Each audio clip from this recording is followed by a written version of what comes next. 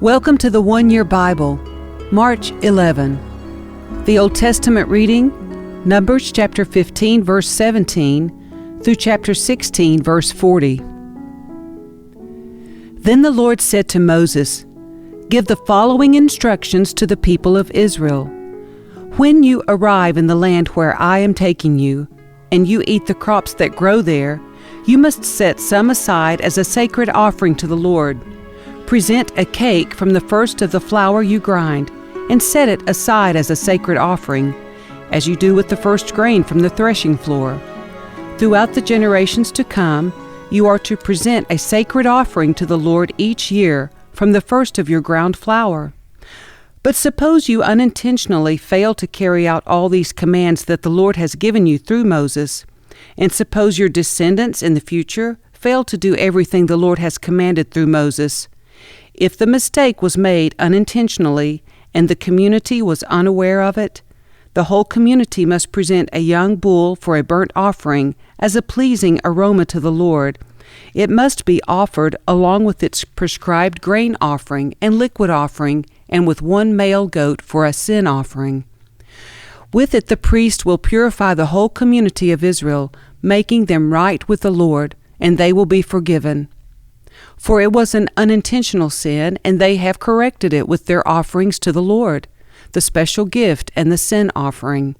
The whole community of Israel will be forgiven, including the foreigners living among you, for all the people were involved in the sin. If one individual commits an unintentional sin, the guilty person must bring a 1-year-old female goat for a sin offering. The priest will sacrifice it to purify the guilty person before the Lord, and that person will be forgiven. These same instructions apply both to native-born Israelites and to the foreigners living among you. But those who brazenly violate the Lord's will, whether native-born Israelites or foreigners, have blasphemed the Lord, and they must be cut off from the community. Since they have treated the Lord's word with contempt and deliberately disobeyed His command, they must be completely cut off and suffer the punishment for their guilt. One day, while the people of Israel were in the wilderness, they discovered a man gathering wood on the Sabbath day. The people who found him doing this took him before Moses, Aaron, and the rest of the community. They held him in custody because they did not know what to do with him. Then the Lord said to Moses, "The man must be put to death. The whole community must stone him outside the camp." So the whole community took the man outside the camp and stoned him to death, just as the Lord had commanded Moses. Then the Lord said to Moses, "Give the following instructions to the people of Israel. Throughout the generations to come, you must make tassels for the hems of your clothing and attach them with a blue cord. When you see the tassels, you will remember and obey all the commands of the Lord instead of following your own desires and defiling yourselves as you are prone to do. The tassels will help you remember that you must obey all my commands and be holy to your God. I am the Lord your God, who brought you out of the land of Egypt, that I might be your God. I am the Lord your God." One day, Korah, son of Itzhar, a descendant of Kohath, son of Levi, conspired with Dathan and Abiram, the sons of Eliab, and On, son of Peleth, from the tribe of Reuben. They incited a rebellion against Moses, along with 250 other leaders of the community, all prominent members of the assembly. They united against Moses and Aaron and said, "You have gone too far. The whole community of Israel has been set apart by the Lord, and He is with all of us. What right do you have to act as though you are greater than the rest of the Lord's people?" When Moses heard what they were saying, he fell face down on the ground. Then he said to Korah and his followers, "Tomorrow morning the Lord will show us who belongs to Him and who is holy. The Lord will allow only those whom He selects to enter His own presence. Korah, you and all your followers must prepare your incense burners. Light fires in them tomorrow, and burn incense before the Lord. Then we will see whom the Lord chooses as his Holy One. You Levites are the ones who have gone too far." Then Moses spoke again to Korah. "Now listen, you Levites. Does it seem insignificant to you that the God of Israel has chosen you from among all the community of Israel to be near him, so you can serve in the Lord's tabernacle and stand before the people to minister to them? Korah, he has already given this special ministry to you and your fellow Levites. Are you now demanding the priesthood as well? The Lord is the one you and your followers are really revolting against. For who is Aaron that you are complaining about him?" Then Moses summoned Dathan and Abiram, the sons of Eliab, but they replied, "We refuse to come before you. Isn't it enough that you brought us out of Egypt, a land flowing with milk and honey, to kill us here in this wilderness, and that you now treat us like your subjects? What's more, you haven't brought us into another land flowing with milk and honey. You haven't given us a new homeland with fields and vineyards. Are you trying to fool these men? We will not come." Then Moses became very angry and said to the Lord, "Do not accept their grain offerings. I have not taken so much as a donkey from them, and I have never hurt a single one of them." And Moses said to Korah, "You and all your followers must come here tomorrow and present yourselves before the Lord. Aaron will also be here. You and each of your 250 followers must prepare an incense burner and put incense on it, so you can all present them before the Lord. Aaron will also bring his incense burner." So each of these men prepared an incense burner, lit the fire, and placed incense on it. Then they all stood at the entrance of the tabernacle with Moses and Aaron. Meanwhile, Korah had stirred up the entire community against Moses and Aaron, and they all gathered at the tabernacle entrance. Then the glorious presence of the Lord appeared to the whole community, and the Lord said to Moses and Aaron, "Get away from all these people so that I may instantly destroy them." But Moses and Aaron fell face down on the ground. "Oh God," they pleaded, "you are the God who gives breath to all creatures. Must you be angry with all the people when only one man sins?" And the Lord said to Moses, "Then tell all the people to get away from the tents of Korah, Dathan, and Abiram." So Moses got up and rushed over to the tents of Dathan and Abiram, followed by the elders of Israel. "Quick," he told the people, "get away from the tents of these wicked men, and don't touch anything that belongs to them. If you do, you will be destroyed for their sins." So all the people stood back from the tents of Korah, Dathan, and Abiram. Then Dathan and Abiram came out and stood at the entrance of their tents, together with their wives and children and little ones. And Moses said, "This is how you will know that the Lord has sent me to do all these things that I've done, for I have not done them on my own. If these men die a natural death, or if nothing unusual happens, then the Lord has not sent me. But if the Lord does something entirely new, and the ground opens its mouth and swallows them and all their belongings, and they go down alive into the grave, then you will know that these men have shown contempt for the Lord." He had hardly finished speaking the words when the ground suddenly split open beneath them. The earth opened its mouth and swallowed the men, along with their households and all the followers who were standing with them and everything they owned. So they went down alive into the grave, along with all their belongings. The earth closed over them, and they all vanished from among the people of Israel. All the people around them fled when they heard their screams. "The earth will swallow us too," they cried. Then fire blazed forth from the Lord and burned up the 250 men who were offering incense. And the Lord said to Moses, "Tell Eleazar, son of Aaron the priest, to pull all the incense burners from the fire, for they are holy. Also tell him to scatter the burning coals. Take the incense burners of these men who have sinned at the cost of their lives, and hammer the metal into a thin sheet to overlay the altar. Since these burners were used in the Lord's presence, they have become holy. Let them serve as a warning to the people of Israel." So Eleazar the priest collected the 250 bronze incense burners that had been used by the men who died in the fire, and the bronze was hammered into a thin sheet to overlay the altar. This would warn the Israelites that no unauthorized person, no one who was not a descendant of Aaron, should ever enter the Lord's presence to burn incense. If anyone did, the same thing would happen to him as happened to Korah and his followers. So the Lord's instructions to Moses were carried out.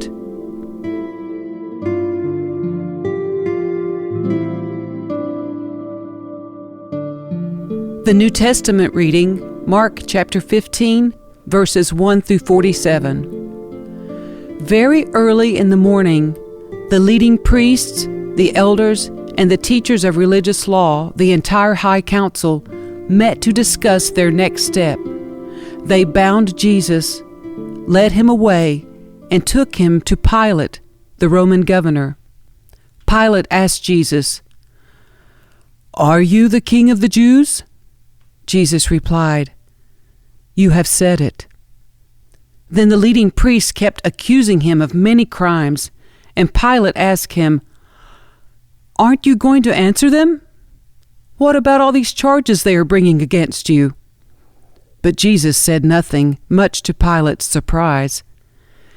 Now it was the governor's custom each year during the Passover celebration to release one prisoner, anyone the people requested. One of the prisoners at that time was Barabbas, a revolutionary who had committed murder in an uprising. The crowd went to Pilate and asked him to release a prisoner as usual. "Would you like me to release to you this king of the Jews?" Pilate asked, for he realized by now that the leading priest had arrested Jesus out of envy. But at this point, the leading priest stirred up the crowd to demand the release of Barabbas instead of Jesus. Pilate asked them, "Then what should I do with this man you call the King of the Jews?" They shouted back, "Crucify him!" "Why?" Pilate demanded. "What crime has he committed?" But the mob roared even louder, "Crucify him!" So to pacify the crowd, Pilate released Barabbas to them. He ordered Jesus flogged with a lead-tipped whip, then turned him over to the Roman soldiers to be crucified. The soldiers took Jesus into the courtyard of the governor's headquarters, called the Praetorium, and called out the entire regiment. They dressed him in a purple robe, and they wove thorn branches into a crown and put it on his head. Then they saluted him and taunted, "Hail, King of the Jews!" And they struck him on the head with a reed stick, spit on him, and dropped to their knees in mock worship. When they were finally tired of mocking him, they took off the purple robe and put his own clothes on him again. Then they led him away to be crucified. A passerby named Simon, who was from Cyrene, was coming in from the countryside just then, and the soldiers forced him to carry Jesus' cross. Simon was the father of Alexander and Rufus. And they brought Jesus to a place called Golgotha, which means place of the skull. They offered him wine drugged with myrrh, but he refused it. Then the soldiers nailed him to the cross. They divided his clothes and threw dice to decide who would get each piece. It was 9 o'clock in the morning when they crucified him. A sign announced the charge against him. It read, "The King of the Jews." 2 revolutionaries were crucified with him, one on his right and one on his left. The people passing by shouted abuse, shaking their heads in mockery. "Ha! Look at you now!" they yelled at him. "You said you were going to destroy the temple and rebuild it in 3 days. Well then, save yourself and come down from the cross." The leading priests and teachers of religious law also mocked Jesus. "He saved others," they scoffed, "but he can't save himself. Let this Messiah, this King of Israel, Come down from the cross so we can see it and believe him." Even the men who were crucified with Jesus ridiculed him. At noon, darkness fell across the whole land until 3 o'clock. Then at 3 o'clock, Jesus called out with a loud voice, "Eloi, Eloi, lama sabachthani," which means, my God, why have you abandoned me?" Some of the bystanders misunderstood and thought he was calling for the prophet Elijah. One of them ran and filled a sponge with sour wine, holding it up to him on a reed stick so he could drink. "Wait," he said, "let's see whether Elijah comes to take him down." Then Jesus uttered another loud cry and breathed his last.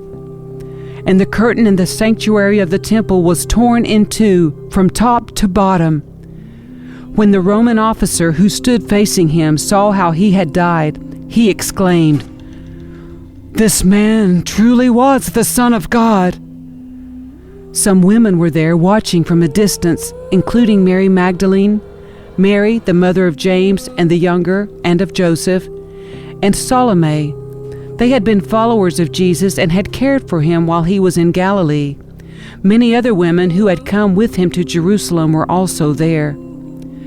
This all happened on Friday, the day of preparation, the day before the Sabbath. As evening approached, Joseph of Arimathea took a risk and went to Pilate and asked for Jesus' body. Joseph was an honored member of the High Council, and he was waiting for the kingdom of God to come. Pilate couldn't believe that Jesus was already dead, so he called for the Roman officer and asked if he had died yet. The officer confirmed that Jesus was dead, so Pilate told Joseph he could have the body. Joseph bought a long sheet of linen cloth. Then he took Jesus' body down from the cross, wrapped it in the cloth, and laid it in a tomb that had been carved out of the rock. Then he rolled a stone in front of the entrance. Mary Magdalene and Mary, the mother of Joseph, saw where Jesus' body was laid.